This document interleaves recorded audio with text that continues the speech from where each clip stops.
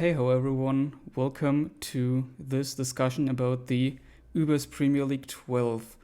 So today we're going to talk a bit about the upcoming draft, which is on Sunday at 11 p.m. minus 11 a.m. minus 4 that way, and explain a bit about how the draft goes, how everything works in simple terms, so everyone can understand, even if you're not really in the Smogon scene. So let's start with introductions. I'm Waruchuu. I'm not really that well known of a player, but I'm hosting this whole project here. I have played since Ultra Sun and Moon, but more on and off, not very seriously. I joined the Discord servers and started participating in tournaments mid-2023 and have played in a few during that. Eldyr's next. Yeah, so hello everyone, I'm Eledyr. I'm a French player, so I started to play in competitively at the end of the ORAS era. ORAS is for it's for the Gen 6 era, Generation 6 era. I've been involved in the community since 2020, late 2020, and I'm mostly a manager for the Ubers Premier League, where it's my second year as manager. I led the divesting the Elgas last UPL. I have quite an history of playing in tournaments, as you can see on my About profile. A lot of teams. Yeah, in different tiers. So yeah, it's and I'm also a very active participant in Smogon overall. So yeah, I'm mostly here for the Ubers metagame now. All right, and lastly we have Ainz. Yo, what's up? I'm Ainz. Pretty much been playing Ubers since 2020 from Sword and Shield. Pretty much have made it all the way through. Played every single generation of Ubers, have experience in it, played in Classic, etc. And I'm here to help out with judging the players and in general just having a fun time here with Waruchuu and Eledyr to see what the draft is and discussing. Mm. All right, and with that, we'll explain a bit about how the draft works. So, as you can see, there are 8 teams in total. The Choice Bandits, the Dangerous Dracovichs, the Real Drizzlers, the Defiant Durians, the Devastating Dialgas, the Eternal Voyagers, the Manly Melmetals, and finally the Void Villains. These 8 teams compete each week in sort of a Swiss format. So they are playing every team once, and then there are playoffs with an elimination bracket, so to see which team is the strongest. And these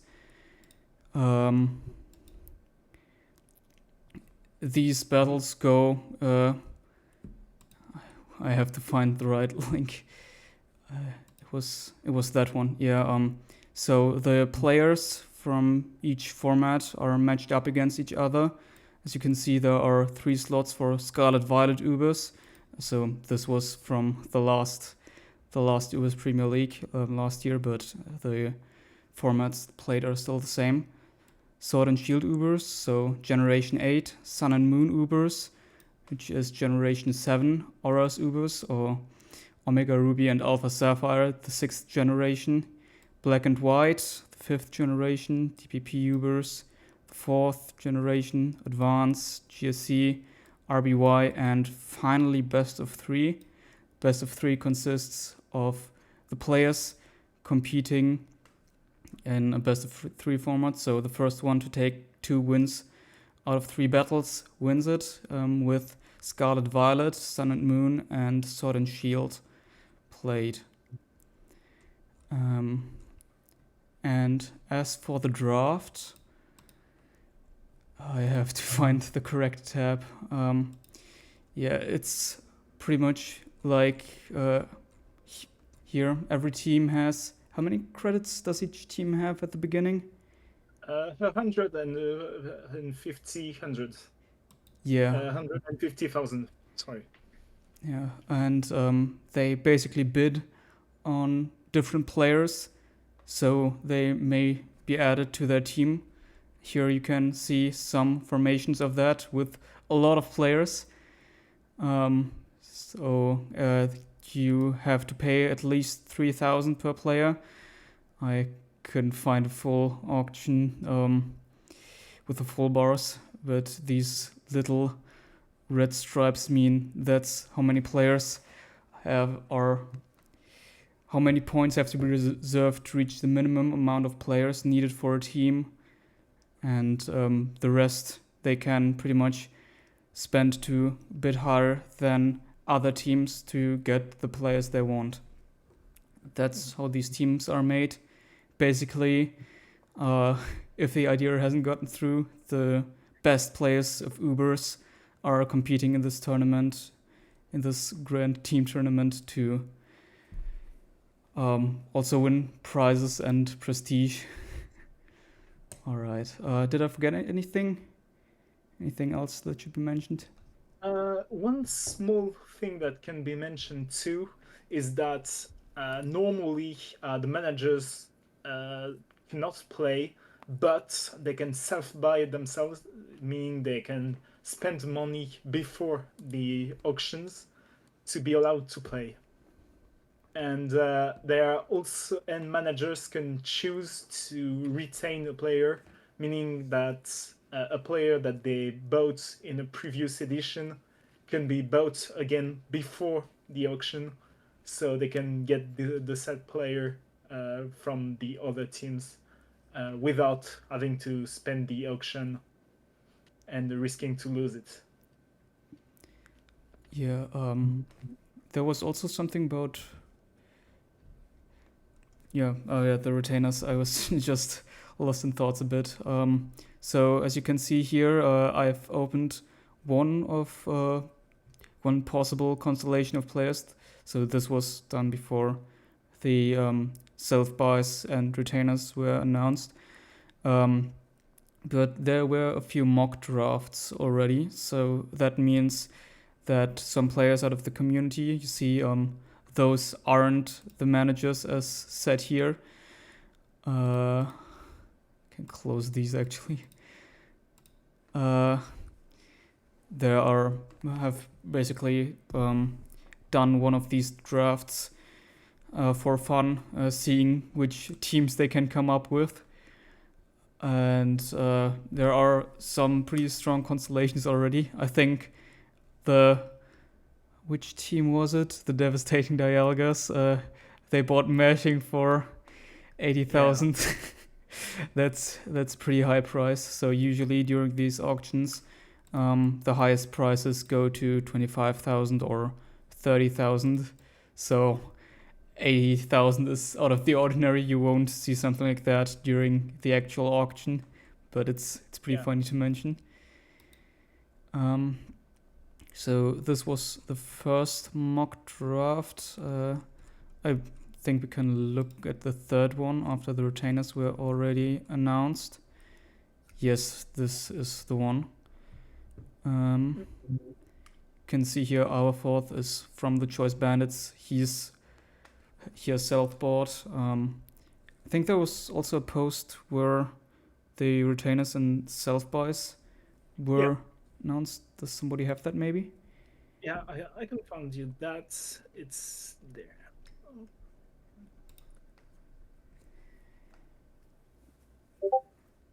Thank you. All right, yeah. Ice Master, the previous tier leader, self-bought, the manager of the Dracovish. FC has self-purchased one of the current tier leaders, and also retained a lot, 90k. That's not very much compared to what they're starting with, but wait a sec. I mean, if I'm being honest, 90k is not a lot, but the value they get from their retains is pretty insane with Torchic and Solwind and VC being probably top 3 of their respective pool, which is pretty big value, if I'm being honest. Yeah, I think Solwind is a very well-known player. We'll probably get to that later. You can also already see by the trophies that they have won a lot of tournaments.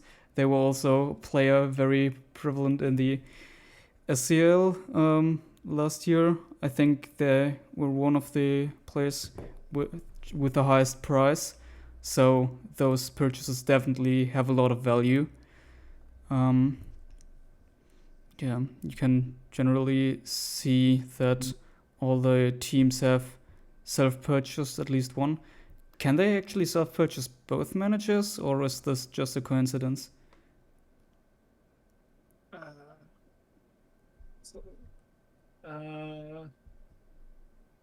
They can actually buy both managers, but it's just a coincidence that nobody bought two of the managers. It's really just a coincidence. Technically, everyone can self-buy both managers.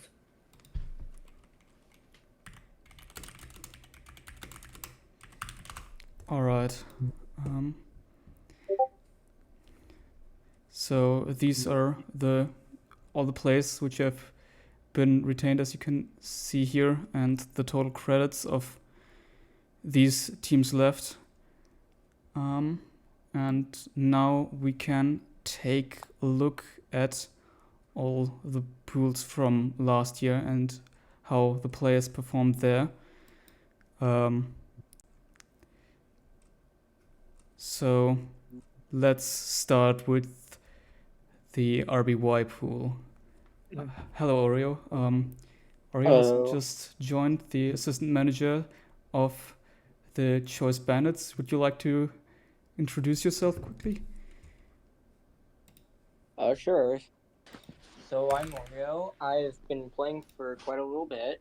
I primarily play SVs, but I'm also branching out to other tiers like USUM, DPP, etc.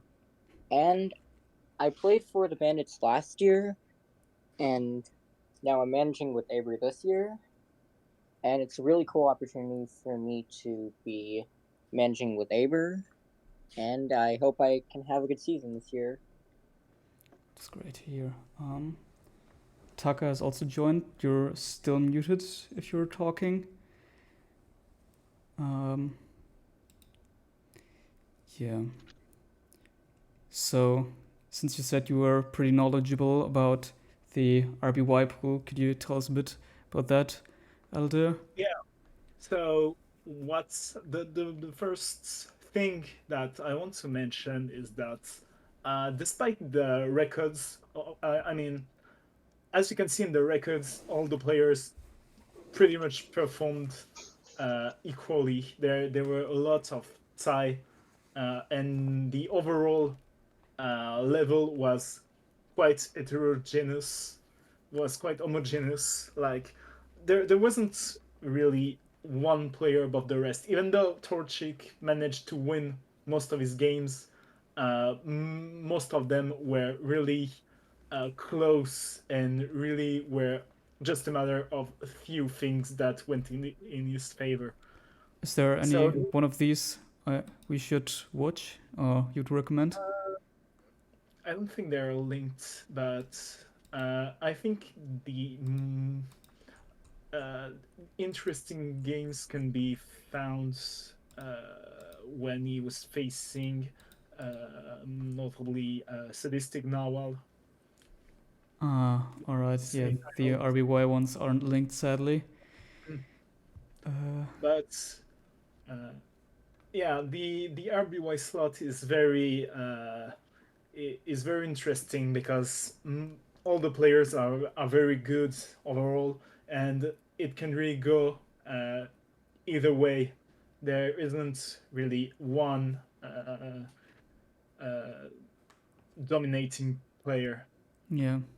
So by that one, we can already see, as we've looked at, was this one with the retainers? No, this one wasn't. This one. So yeah, Torchic being one of the Yeah. one of the retainers is very strong for the Void villains. It does make sense that he is retained because Torchic really managed to clutch most of his games. Even though I said the levels was really homogeneous, I think Torchi has the lead in terms of skills, even though it's a slight advantage over other great players. It does have a slight advantage, and this is why he has been retained for the second year, the second consecutive year, and is also one thing that must be noticed is that when you draft a player, you want him to be able to play one tier, right? But you also want him to be able to support other tiers, and Torchic is amazing at this. He is really knowledgeable in all gen. So he is definitely one player you want in your team because he can help in other tiers, not only being good in his own tier, right? Yeah. So yeah, it completely makes sense to retain him, especially for the low price of 16K. This is like a really few price compared. Like if you look at the pool, the most the highest price was also 16K. So for a player of this caliber, it's completely a fair price to pay. And yeah, the Void villains will happily take this opportunity to keep him and hope he performs well, and I'm sure he will. Is the price list somewhere listed on the spreadsheet? Ah, right there. Yeah. Oh, never mind. They're unsorted by price.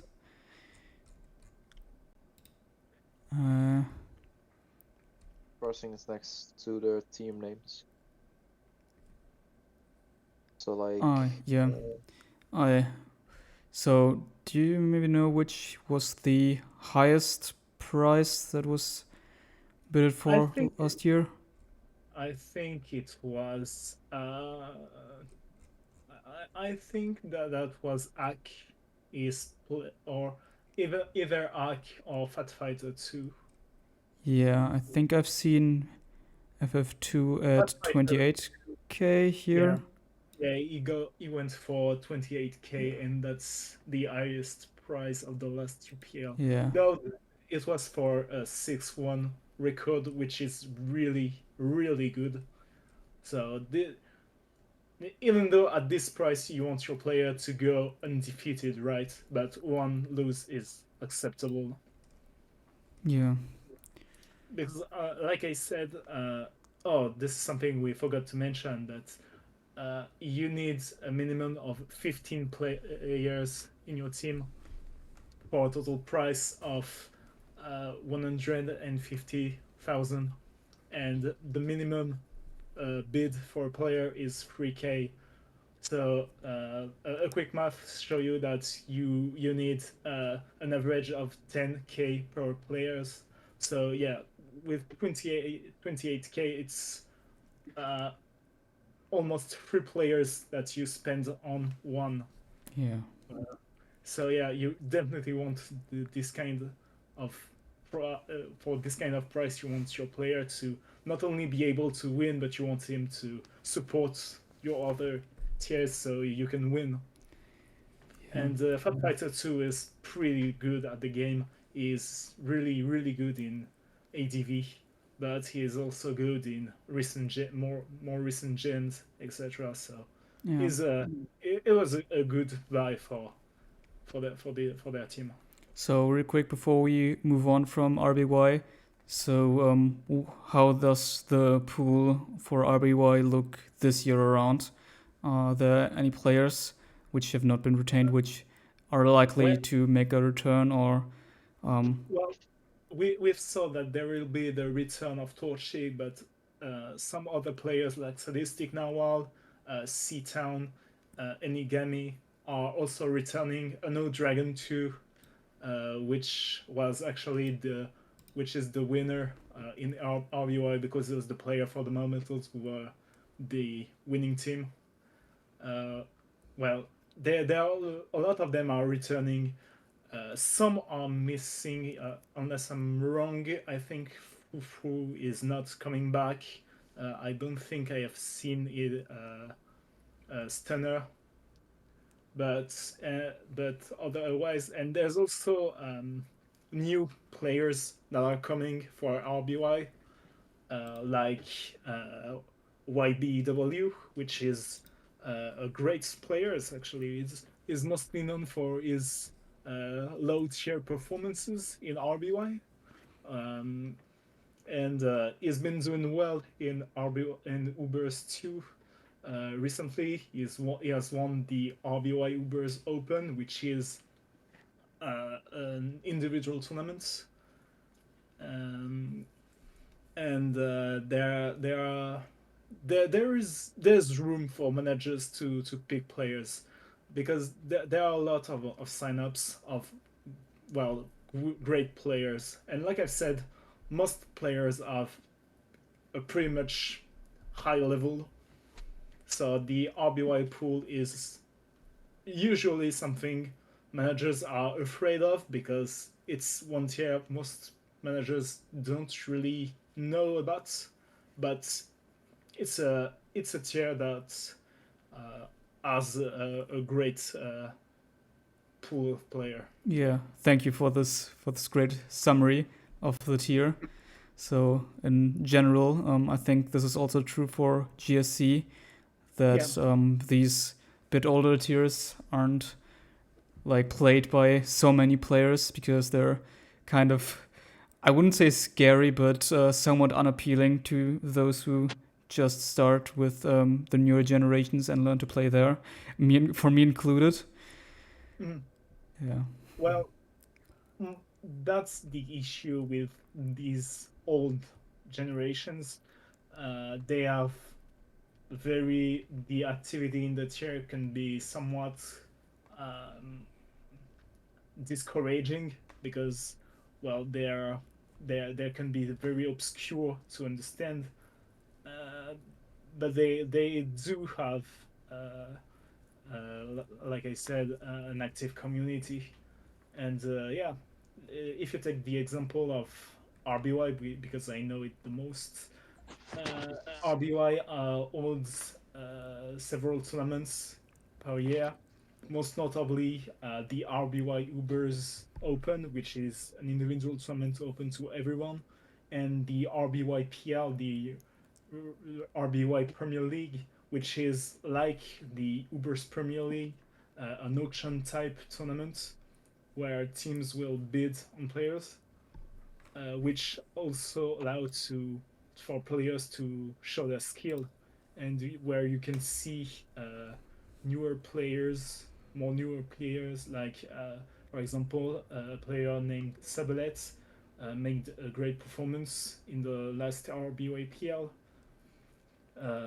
and they are quite known in the RBY community because they are actively managing the contribution and correction section, and yeah, they are actually made it to the play too, and show they were not only great writers, they were also great players. Yeah, definitely. So as mentioned, there are more tournaments like this. I think I mentioned the SCL earlier. This is like, just to give a quick overview, that one is also one of these auction type tournaments, but for every tier of the current generation. And then there are also tournaments for every generation, like with the RBY just mentioned, and also for every tier in itself. I think the RUPL is also currently going on still.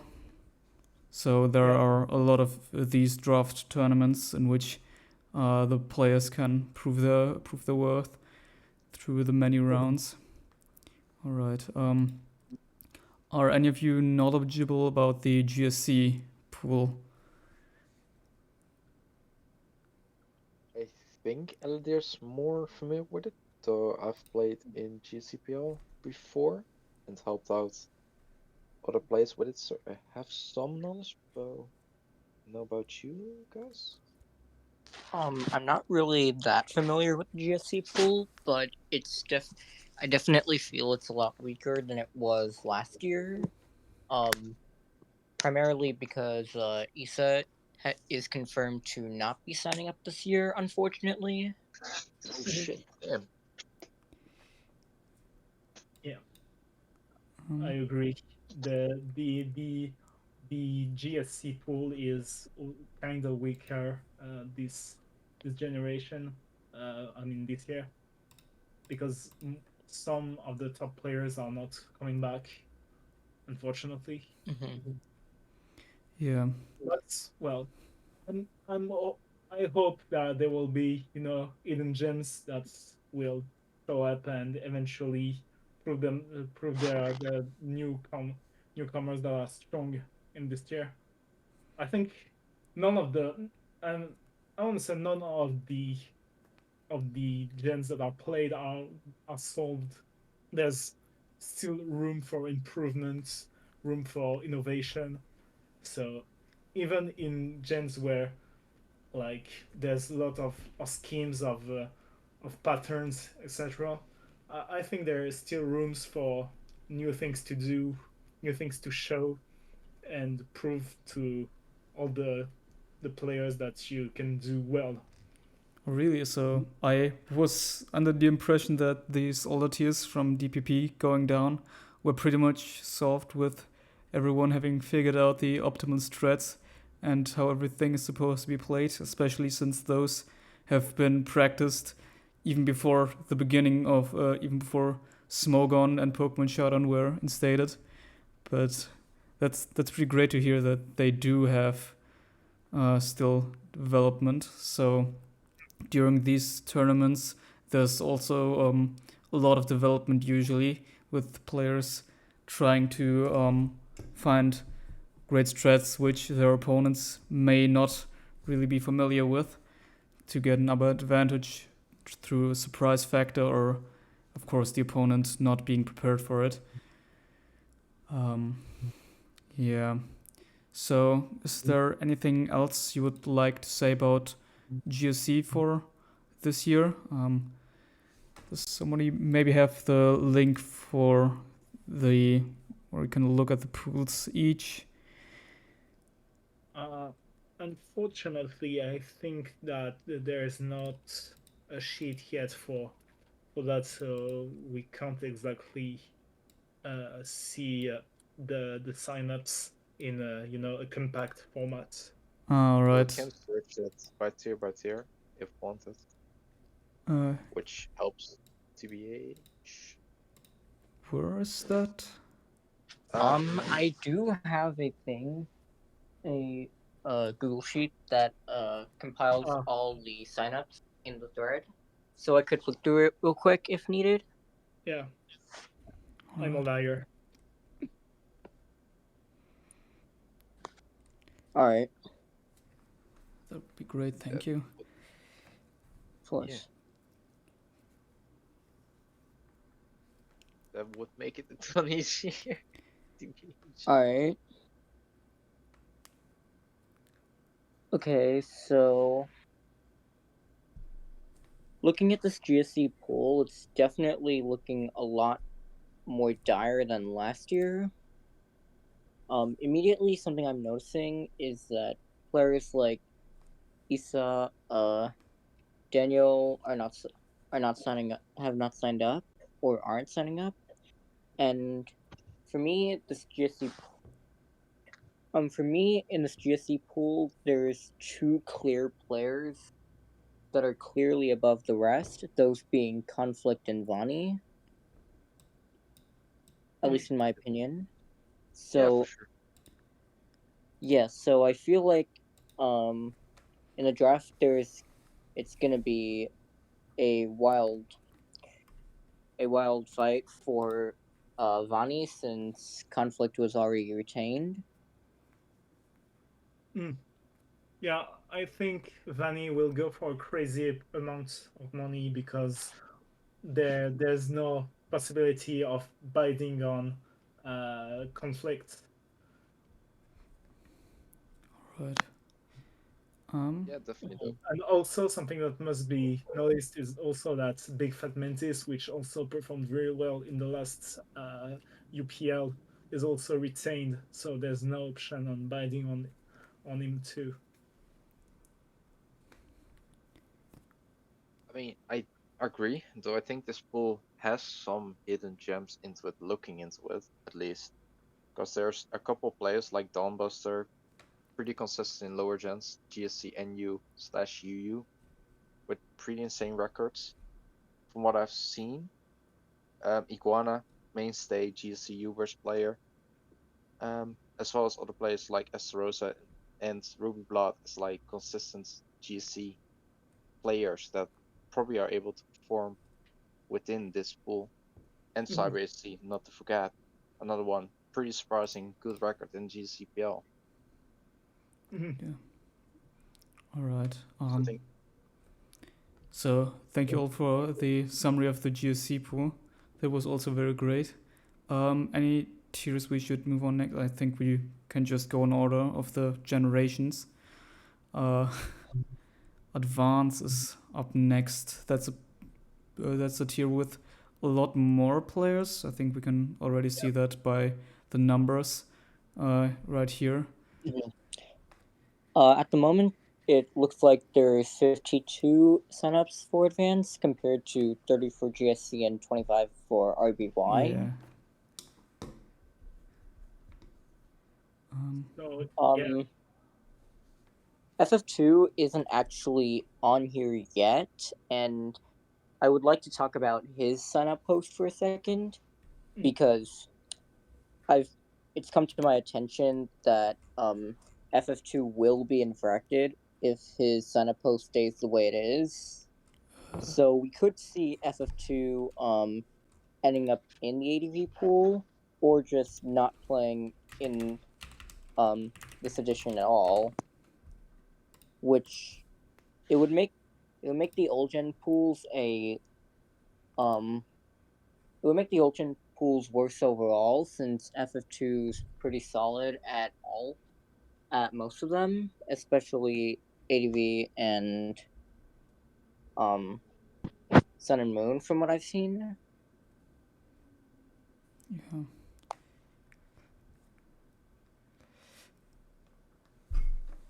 So. But yeah. That's pretty strange. Just not played Advance, so they probably just want to play RBY then. Well, the implication that it does not want to play at all. I mean, I think it's fine considering F2 is able to of Ubers, except like GC, I think means it's pretty respectable, and if he takes the time to really help out, I think as a substitute support player, it's pretty worth a lot. Sure, considering the newer pool in terms of players that are joining in for this time of UPL. Yeah, definitely. I think FF2 can definitely support all gens starting with Gen 3 and onwards.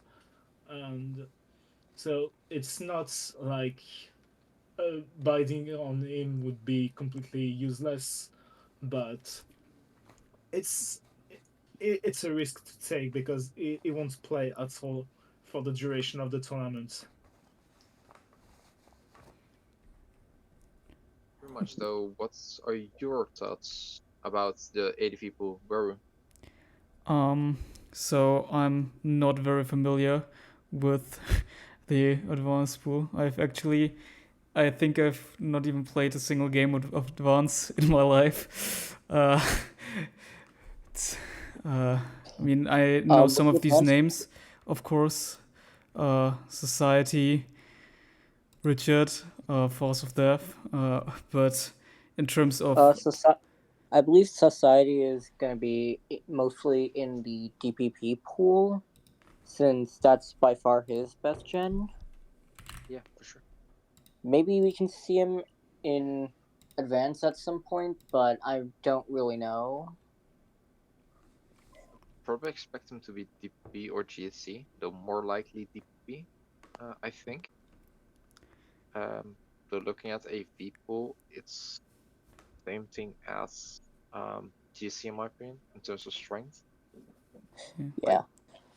Those I are- would say that the advanced pool is definitely a lot like GSC pool in a way, except not as dire, since there's definitely some good players, more than like 2 good players in there.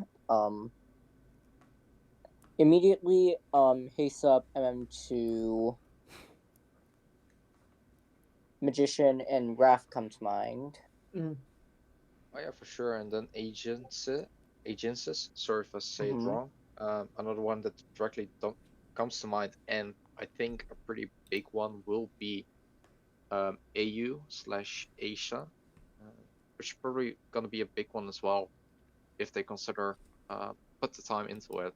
And another Mhm. player that has proven over time that they're Mhm. good into what they're doing. For sure. Also, if needed, if a team gets Aurora, they can throw her in ADV, and she'd probably do solid, even if she fucking hates that tier. Yeah, didn't you say something about now manning Little Cup and not playing Ubers, or was that just a joke? it's that's mostly true. a joke. All right. Yeah, makes sense.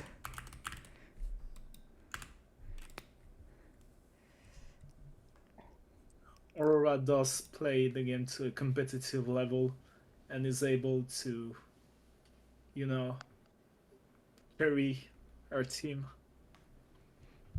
Yeah. It's just every tier played. That's also great.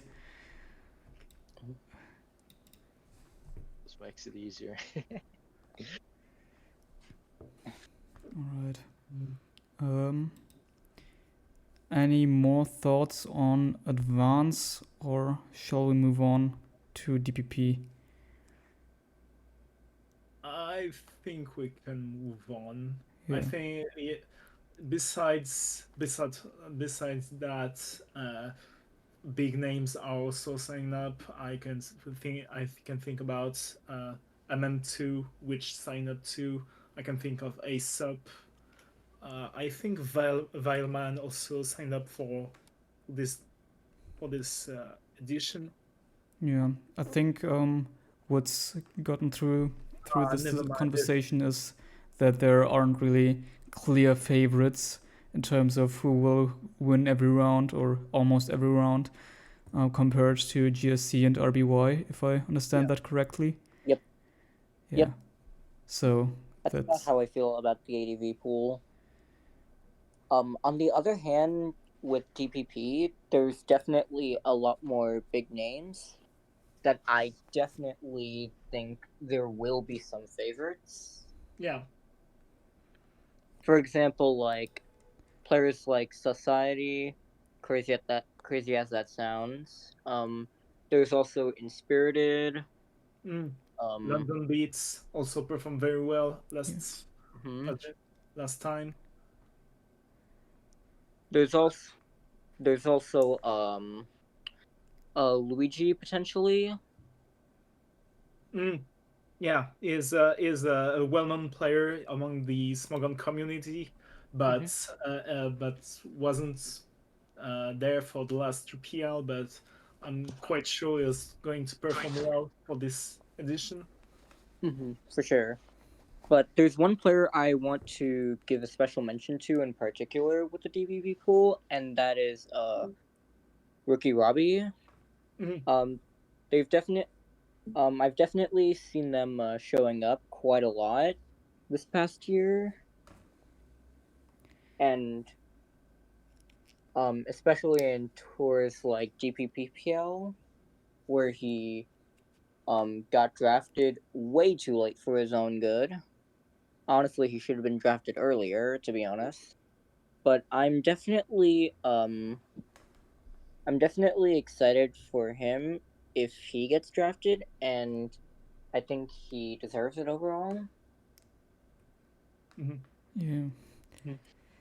Yeah, I pretty much agree. I think Rookie Robbie isn't a starter level yet, if I'm being honest.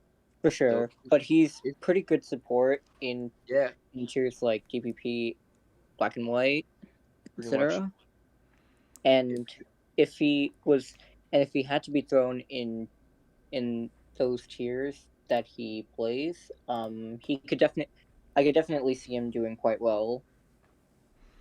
yeah, Could pretty you much. define really quick but what you mean by starter? Being on the starter lineup from the tiers that they play, like Shrang every week and Inspired in last UPL, starting in DPP. That's what I mean with starter. I think Rookie Robbie is better off as a substitute, for sure, given that I think his support level is like pretty damn high, Yeah. all things considered, and I think that's his biggest value point you can get, All right. and Yeah. teach him little things that happen in the game, Yeah. because his experience isn't that high from what I've seen in UPL.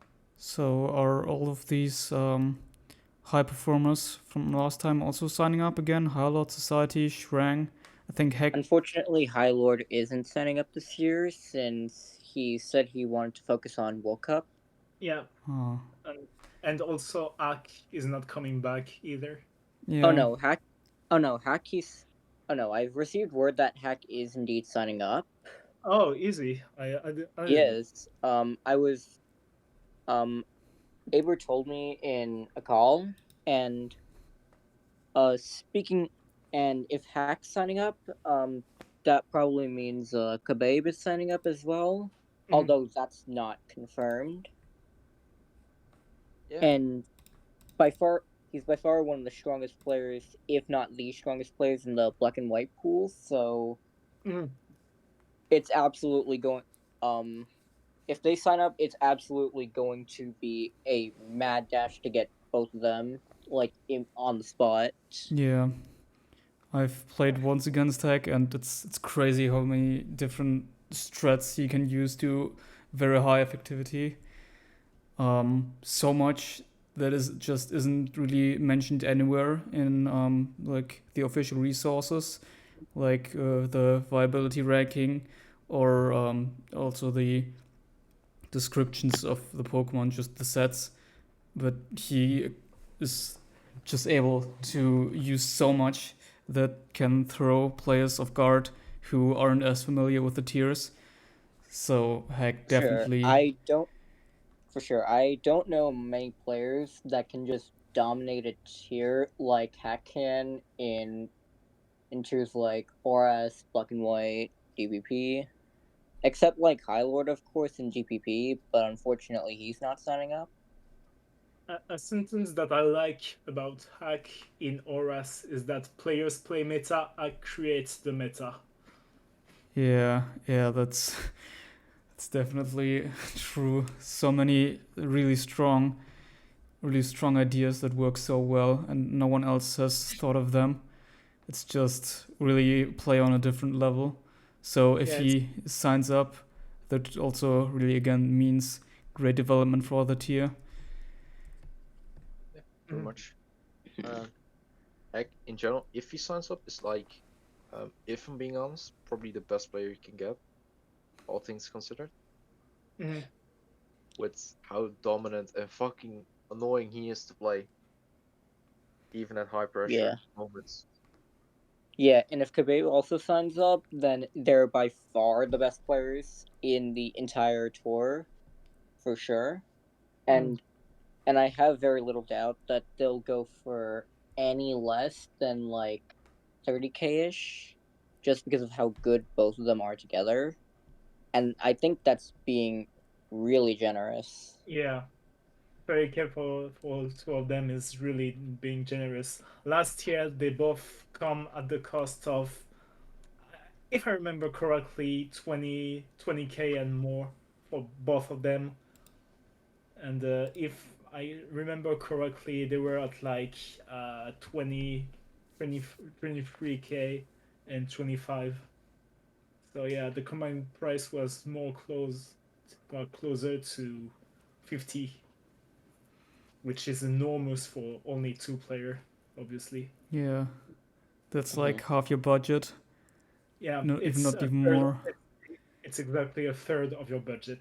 Yeah. But even so, that's definitely worth it, just because of how broken Hack and Kabe are together.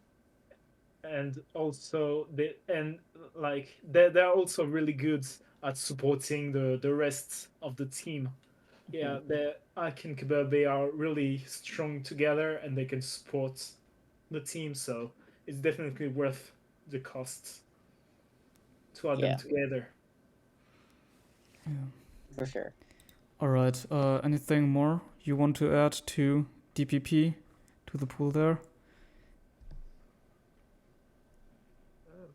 I don't have anything. I just hope Hack and Tape Watchfires also signs up. Yeah. All right. Then moving on to Black and White. It's surprising that they have less players than DPP. How do the signups look there? I've already heard some commotions in the Ubers Discord server that the players, that the pool this year is looking a little dire with not many. I wouldn't exactly agree with that. There's definitely a lot of pretty good players in the Black and White pool this year. Namely, Aurora, Layson, MZ, But Dova. Okay, it, this is definitely looking a lot more dire than I thought, but there's definitely options. yeah, Right, yeah. I think it's pretty dire, if I'm being real honest. Because you just got Layson, you got MZ, Mhm. then you got like Paycard, I guess. Though I haven't seen them PW, Black and White. Of course, you got Dova, and then you have other starter options that have started previously, like Sasha, as cheap options. I think in terms of the pool strength, it's pretty weak, all things considered. But Comparing to if DPP. Khabib were to sign up, that would instantly boost the black and white pool significantly, because you just throw Khabib into black and white and just, well, yeah. yeah, that's the issue with the black and whites. I think that's the issue with the black and whites. With the black and white tier. The issue is that the star players are really among the rest of the pool, so you definitely don't want to draft someone else that's not previous player from the previous editions, and so it really constricts your options overall. Yeah. Is Black and White the bleakest pool, or is there a pool that does look even worse, or that has even less of these great players? I think from what I've heard, there are definitely favorites here. I mean, Thor, Yeah. one of the managers who did also self-buy. I think Monite also signed up. I heard that. So I'm not sure if Mona has signed up yet, but I definitely wouldn't be surprised if he did. It did sign up today, actually. yeah, here's a post. They did sign up. Yep.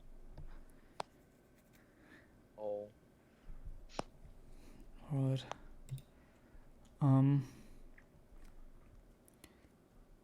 So it's really an arms race of who can really secure some of the spots for these lesser played tiers with only a few really, really strong players like RBY, GSC, or Black and White.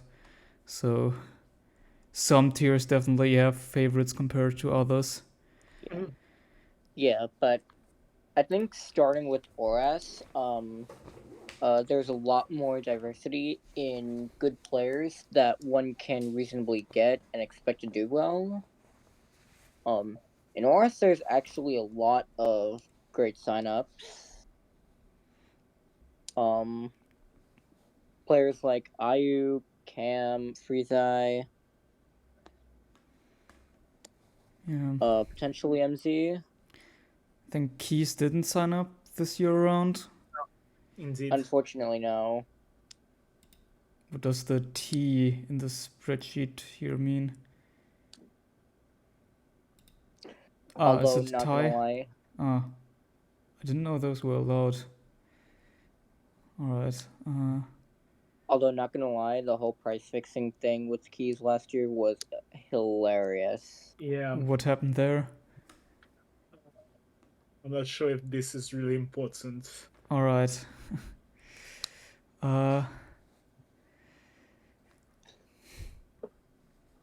So, what are all the players prevalent in the ORAS tier? So, definitely, Well, from what it sounds like, a lot of very strong ones, and not really one or two contenders, which are definitely standing out.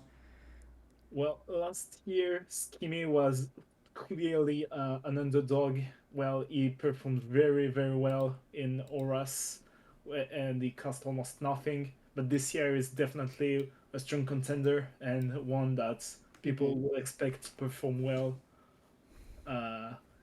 There's also Royale, which is very strong in this tier. He's really dominant.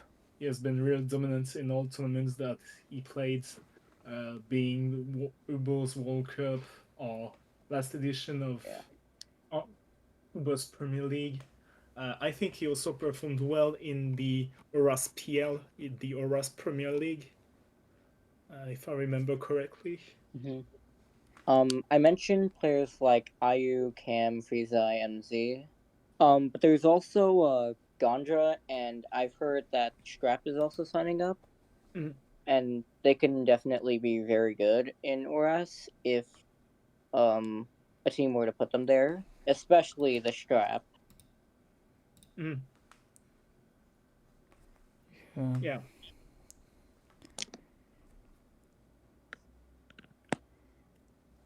So there's definitely a lot more diversity than some of the older gens in terms of ORAS signups.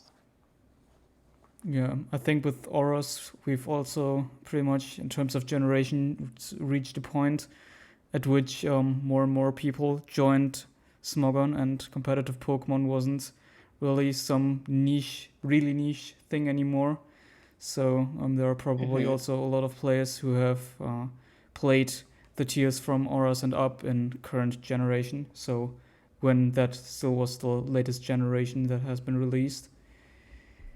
Yeah, the ORAS really is the keystone of it's the bridge between what is considered the old gens and the more newer gens and recent gens. Yeah. I think that's mainly because I think that can be chalked up to a lot of mechanics just originating in ORAS, like fairy type. I believe crits were multiplied by. I believe crits' damage multiplier was 1.5, but I'm not sure. But the big thing is the fairy type, the knock buff, the ghost buffs, which, by the way, that's a crime. Yeah. But yeah, there's a lot of. Also, Burn got nerfed. A lot of para also got nerfed heavily. It doesn't slow by 3/4 now, but only by 1/2. And I think Thunderwave is also at this point already been the accuracy has been reduced to 90% instead of 100. No. No, No, the Thunderwave nerf wasn't until Sun and Moon. Oh, all right. Yeah. Yeah. And I believe Para was still 75% speed drop and 50% to not move, as opposed to 33% speed drop and 25% to not move in later gens. Yeah, I mean, this is also, I think, one of the most well-known stories around competitive Pokemon of how so many things were changed after the prevalent VGC formats in Generation 5 with the Parafusions spam. So I think starting this generation, Prankster also didn't affect Dark types anymore. If I'm Yes. No, that was in Sun and Moon. Oh, all right. Yeah, that's Although in Aura specifically, I don't believe Prankster affecting Dark types was too prevalent, except for maybe like some interactions with Klefki versus Wygod. it was actually prevalent when Swagger was allowed Yeah. because Right. it was spammed like the hell of it. This was right. also the last generation in which Darkrai was not nerfed. Yeah. Which was also a crime. Yeah, Nah, definitely. Darkrai dying was the best thing to happen to the game, to be honest. Because like Zern without NDM and Darkrai together is miserable to play against. Yeah. That's definitely true. But yeah, I wouldn't hate Dark Void getting buffed again. Although I definitely do not miss Darkrai in the slightest. Yeah. And speaking of Darkrai getting nerfed, Sun and Moon, I think this is where the pool really, really gets good. Yeah, definitely. All right. Yeah. Pretty devastating. There's like so many good players with Sun and Moon. The Strap, Cichum, potentially trade, Zesty, although he's definitely fallen off since his prime. There's Gandra, potentially Abriel, Kipkloof, I think that's how it's pronounced. Yeah. And Purple Gatorade, those are a few, and Ains, are you also planning to play Sun and Moon potentially this season? If possible, preferably, yeah. Though I kind of want to get my revenge for my cup loss instead of being back-to-back win. But yeah, that's my preferred tier. Though I'm fine with anything. Yeah, Sun and Moon is really a great tier with a lot of variety. I think it does have the greatest variety of all tiers, at least not including national decks. I don't really know what's going on there. And I feel like Sun and Moon is generally the most balanced Ubers tier to date. Yeah. No, Both stall and offense are really, really good, and so many different strategies are viable. Yeah, basically all kind of team archetype is viable in Sun and Moon Ubers. Yeah. You can play hyper offense, you can play offense, you can play balanced teams, you can play stall. All of them have viable teams. All of them have strong teammates. So so you need and aside from hyper offense, I feel like all styles are pretty good in the current meta. I don't think hyper offense is like bad, but it just cannot compare to the other styles. Even though there are viable hyper offensive teams in Sun Moon Ubers, I can think of the French Webs, as it is called, which, as it is implied, was built by French players. And but I think HO is at its weakest in the modern gens in Sun and Moon, although maybe it's a bit weaker in Sword and Shield. I don't know. I haven't played enough Sword and Shield Ubers to know how viable HO is in that tier, but I definitely feel HO is kind of weak in Sun and Moon. Mhm. Although it's not like terrible, I guess. I mean, it shows pretty good in USM, but it just depends on what you're loading. Yeah, Yeah, For sure definitely. in for USM. sure. Because like in USM, it's like I think you consider HO like the split FP on 6 breakers structure as Mm. a type of HO rather than suicide lead and whatever the fuck else you want to load. Yeah. Mhm. And I think that's the key Mhm. difference though. This sample will be fucking insane with the amount of good players that signed up For and sure. are willing to play it. Yeah, definitely going to be Yeah. one of the most fun tiers to watch, at least in my opinion. So Comparatively, SS seems a lot more dire in the amount of really strong players that I can see. We have Aber at the moment, so we should be good.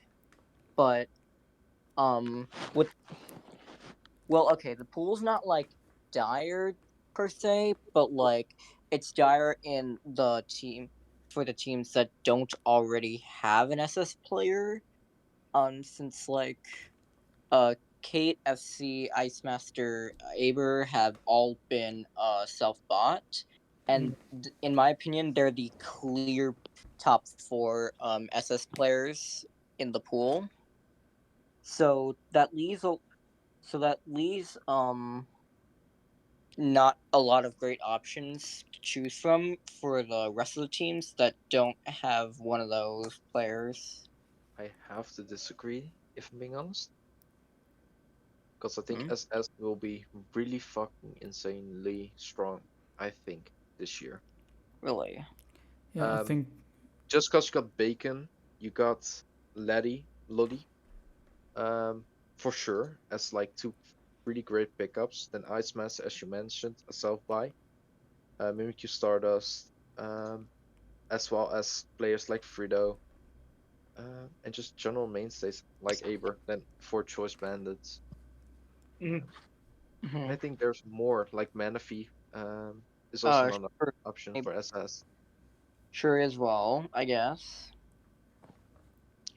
I don't know. I feel like with the SS pool, there's a clear gap between the top 4 players and the rest.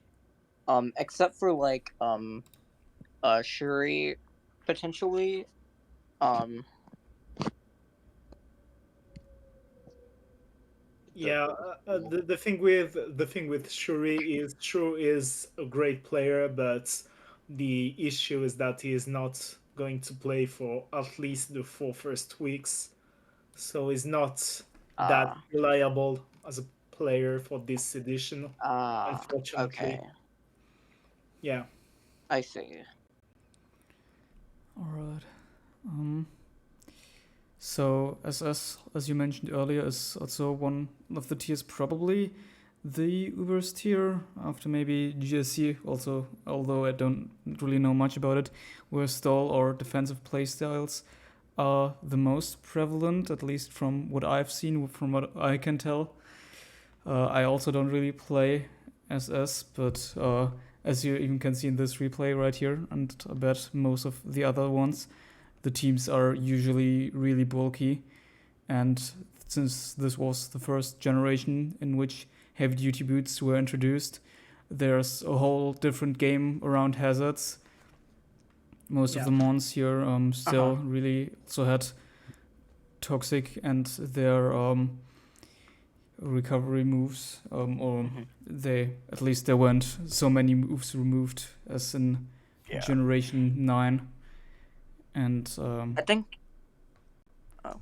some teams even had Pokemon like Fable for aromatherapy, which is now move only used on or only available more or less on Blissey, but it doesn't usually run it if it is run at all in Scarlet and Violet. No. it doesn't. Yeah. It's usually like Calm Mind, Stealth Rock, Slicing Toss, Soft Boiled. But I feel like Sword and Shield, from the little I have played of it, I feel like it's a really, really skill based tier Yeah, that definitely. rewards. It I feel like it rewards knowledge of the metagame without being like too fish heavy. I feel that the SS metagame rewards cautious plays, and it's like Ainzcrad said, it's a really rewarding tier. But yeah, it also is a slow metagame where you need to make slow progress, like knocking off items of your opponents, outbraining their turns one by one, because you need to status their other Pokemons. You need to PP stall there are some moves because you can't make progress without PP stalling them, etc. Yeah. So yeah, it's not that stalled teams are favored, because these are not stalled teams, but Yeah. slow plays are heavily favored. So Plus, yeah, I agree. And plus the dynamic of Calyrex Shadow in the metagame in general, being able to force progress but being incredibly skill based. Like, I feel like it's a mon that really rewards skill because it's not just a case of, oh, you just get into position and then you claim a KO. No, like, there's a lot of limiting factors to Calyrex in the metagame. Not like it makes it bad per se, of course, but like it does hinder it enough to where it is balanced enough, in my opinion, in the metagame. Wygod being the prime example, but there's some other good options like Marshadow, Ho-Oh, and I think I've seen Urshifu Dark sometimes. yeah, Although I don't know how good that one is. it's pretty bad if I'm being honest. Okay. You're better off But yeah, using I do Frozen think in general, teams are able to fit Cali checks without really compromising themselves against the rest of the meta. Yeah. Yeah. I mean, there's also like this like the stereotype of every Sword and Shield team running Eternatus, Necrozma Duskmane, and Evil Tal, which is Yeah, It- but most Ubers tier Yeah. definitely have one or two mons that are well, present on every team, I'd say. Yeah, SS is a gen where I think creativity is at an all-time low, but for me, it's a pretty fun tier because it makes up for that lack of creativity with rewarding skill in Yeah, general. so a tier where the team builder is not really as much in the focus, but the actual play in game does play a bigger role. It's kind of like chess in a way for me. Like, you know exactly what the other player is gonna have generally, kind of. Chess But with like, crits. and the focus is on how you actually play and how you adapt to your opponent's plays. I think that's the dynamic of Sword and Shield I like so much. Although I definitely understand not liking that kind of thing. Yeah. All right. I think I'm excited to that's see how the Sword and Shield pool plays out this year. yeah. Since But it's definitely one of the more fun tiers to watch, I'd say. At least if you know what's going on. That's sometimes difficult to tell with defensive tiers where you can't really tell the progress that's being made.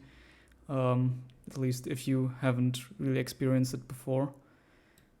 But lastly, or not lastly, we also have the best of three pool, but that is also summarized mostly by the tiers we've already talked about. Lastly, we have Scarlet and Violet, the current tier, the current generation, with a total of 3 slots in which it is played. So Yeah. there's a lot of room for building also in this tier. I definitely have to disagree because, like, my distaste for Scarlet and Violet Ubers has been. I've been very vocal about it, and it's not a tier I enjoy personally. Yeah. I don't feel like it rewards skill and feels very fish heavy in general. Yeah, so one of the biggest problems I personally have with Scarlet and Violet is that there are like these speed ties and you really have to go for them often or else you will lose a lot of momentum. So it's somewhat a game of chicken, and also then in that case rewards a bit of luck in this hyper offensive structures. Maybe fun to watch, but the shorter games are not as skill expressive as the other tiers we've discussed before. And I personally don't really like the dynamic of Terra at all. Personally, I feel like it just really kind of rewards just playing well, okay, it's really hard to express without like actually experiencing it for yourself, but like I feel like you could be playing at your best the entire game and still lose because your opponent just pulled out a bullshit Terra at the right moment and just completely reverse swept you. Uh I remember a key instance of that being Hoenn versus Skyu in UWC, where generally I think Skyu was playing better for most of the game and should have won until Hoenn just pulled out a Terra Fairy Double Dance Miraidon and instantly won, which I personally really don't like. And that's on top of the fact that so many Mons have multiple viable Terras, and even if they don't, the timing of when the Terra comes out is ultimately something I do not find healthy at all. Because, like, for example, let's take a common example of Scale Shot Koraidon having just SD'd on the Ho-Oh switch. You could choose to just Flare Blitz on a potential Terra Fairy, or just Scale Shot predicting them to not, and you don't even know if and oftentimes you might not even know if the Ho even has Terra Fairy or not, so you just might Flare Blitz on a not Terra Fairy Ho-Oh at all, and just instantly lose your Ho-Oh. And even Crawdon, and even on the Ho-Oh side, often for whatever reason I have seen a lot of players using Ho as their main defensive answer to Koraidon, so just like getting that Terra interaction wrong can entirely lose you the game. And I feel like forcing that kind of dynamic isn't really healthy, especially to the extent that Scarlet and Violet does. Since you mentioned the whole speed tie thing with the bikes and other stuff earlier. Yeah. So to maybe put it in a bit of a simpler way, the Terra does force the whole Terra aspect does force a lot of weird plays where you have to consider between reading the Terra or not. So coin flips, in other words, or just going the safe option and losing momentum. So which leads to guessing games very often, and that is a scenario you would not really want for a strategical game like this, where you want it to be skill based and the best option, the best player to come out on top.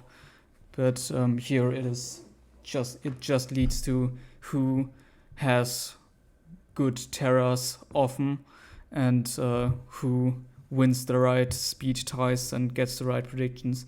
So these aspects of predictions and 50-50s and so on are also present in other tiers, but not anywhere as much as in Scarlet and Violet.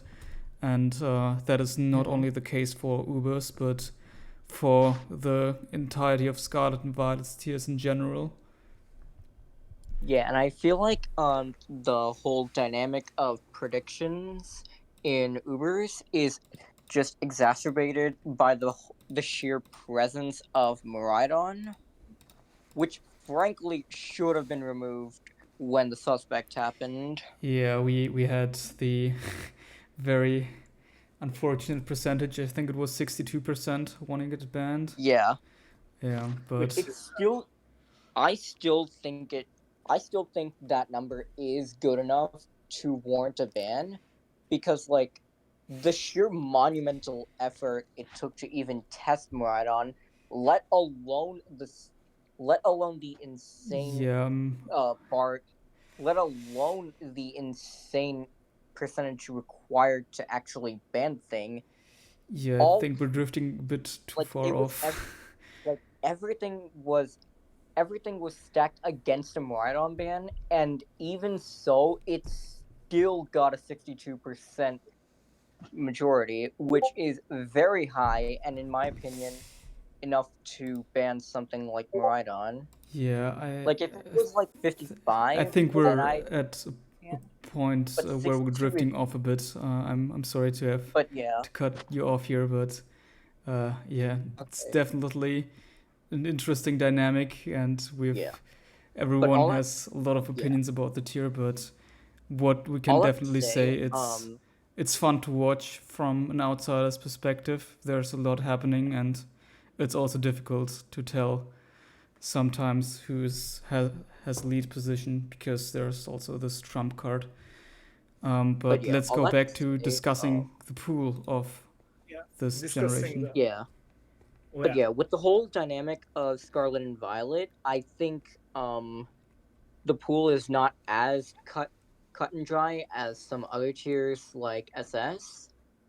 Because I feel like it re- because like I feel like if you throw your best player into there, like Entro with the Dialgas or Soulwind on the villains, they can generally do well-ish, but it's still very much up in the air if they can do well or not, because of the whole thing with Scarlet and Violet.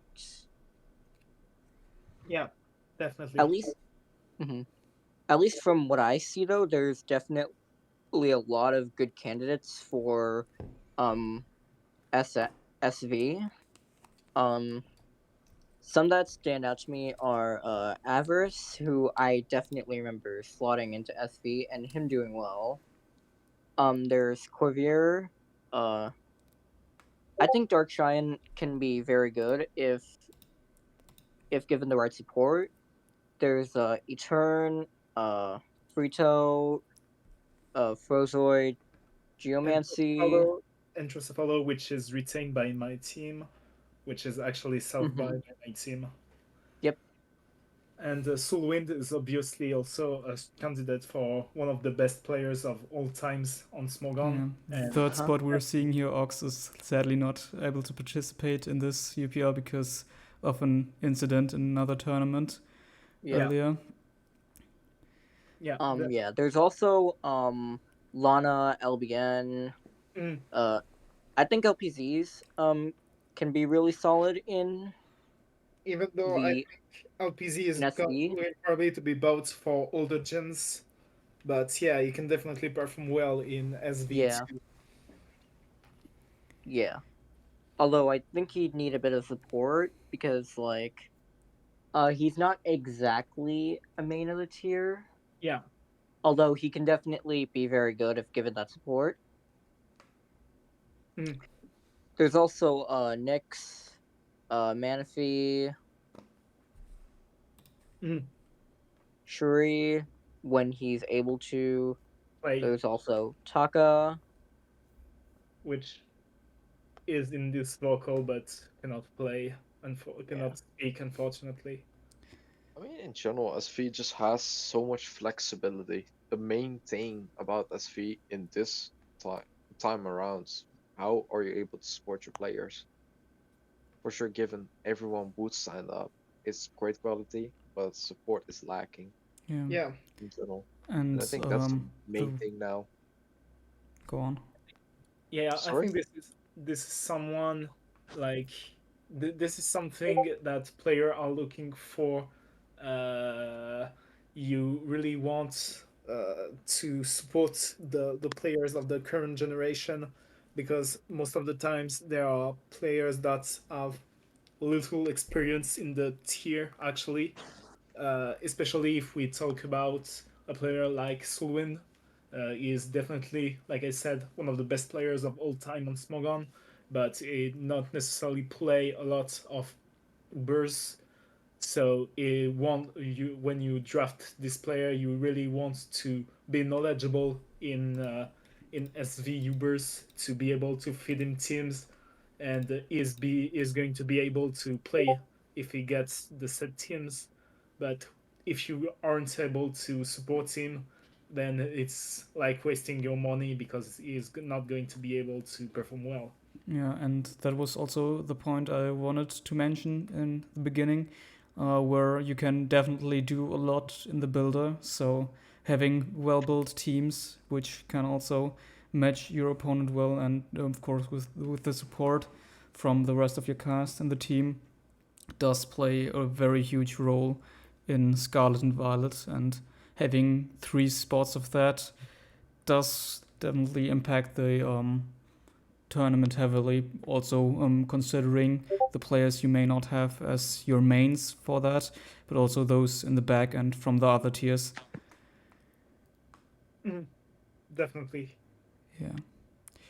All right. Are there any more final notes about Scarlet and Violet?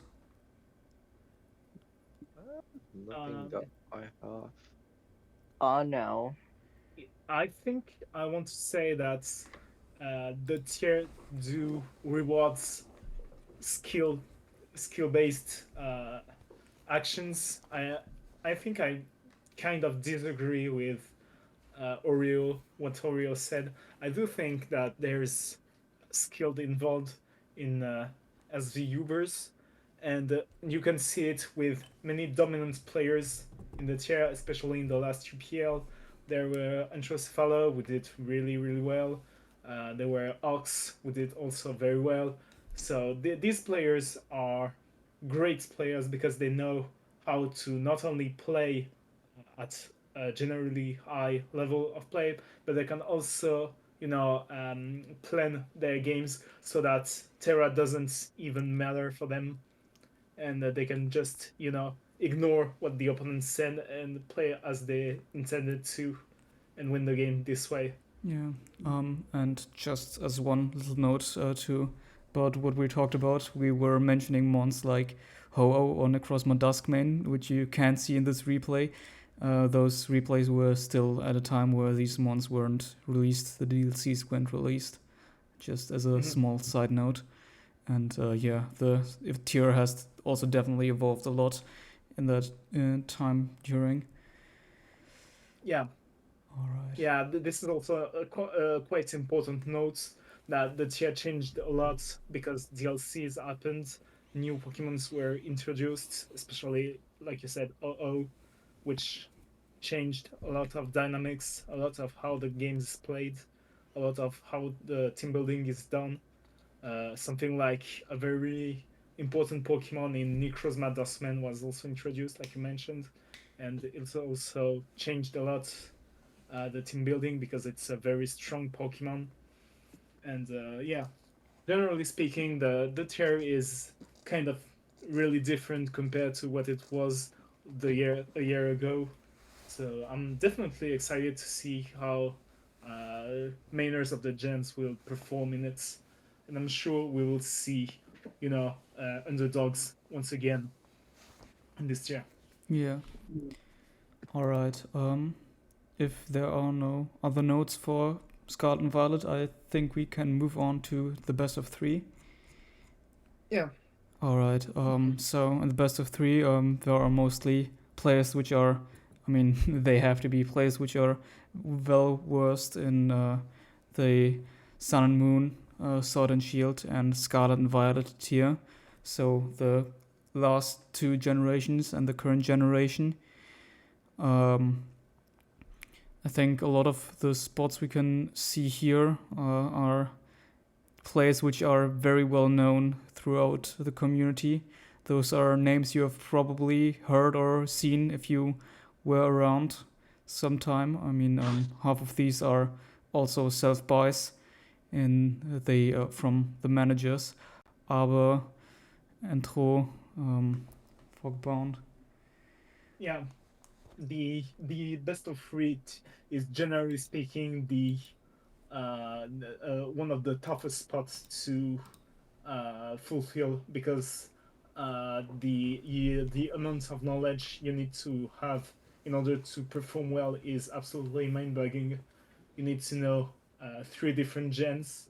You need to be able to perform at a competitive level in those three different tiers.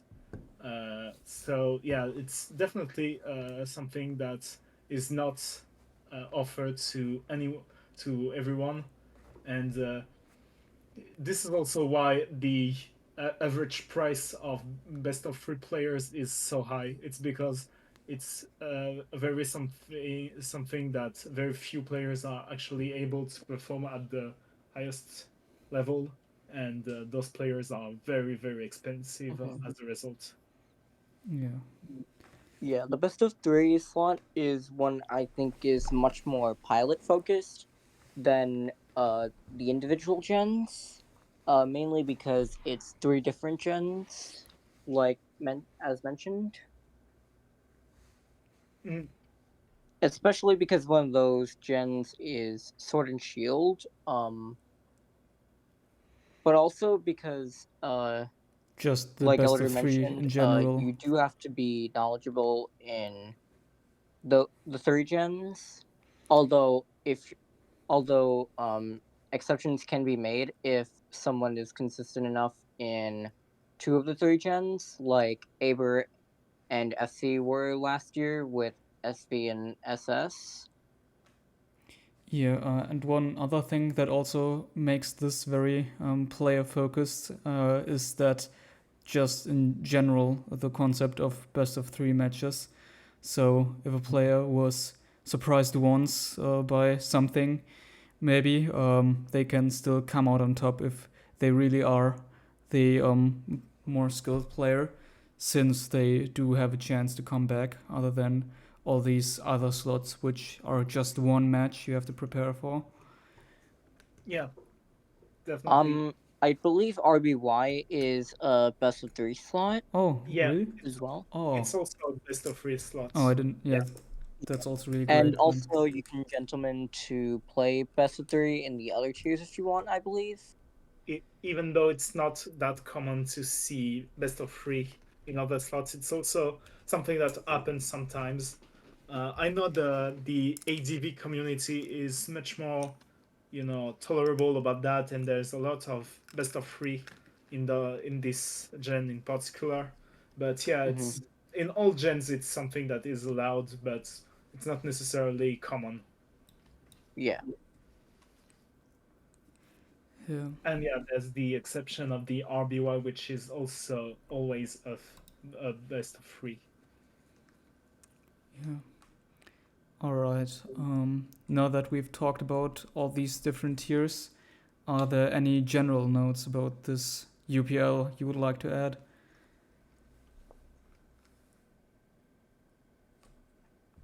Hey, good luck everyone that wants to be drafted and wants to play, and good luck to the managers, I guess. Yeah. Thank you.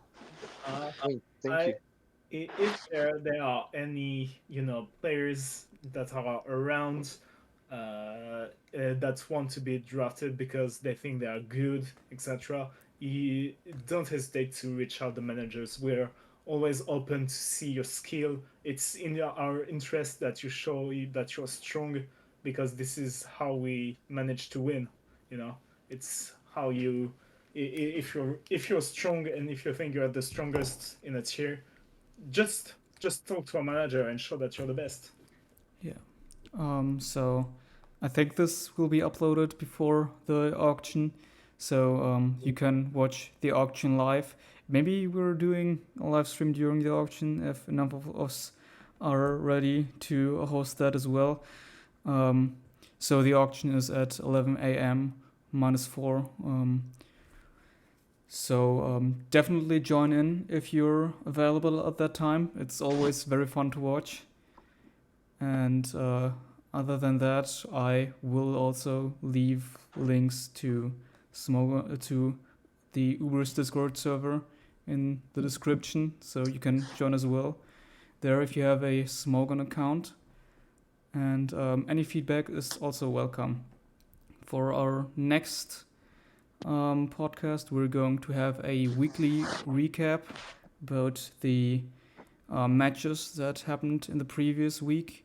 I think we're starting with the week from Monday the 10th of June, and we'll probably be uploading that on the 15th of June, so you can look forward to that one.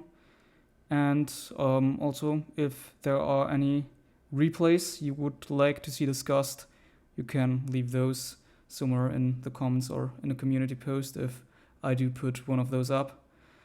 Thank you all for watching. I also had a great time talking with you all here. It was a little awkward at the start, but I think we managed to get a good conversational flow. Thank you all for joining today, and I hope I will see you again sometime in this podcast. Goodbye. See you. Bye. Thank you for having us. That's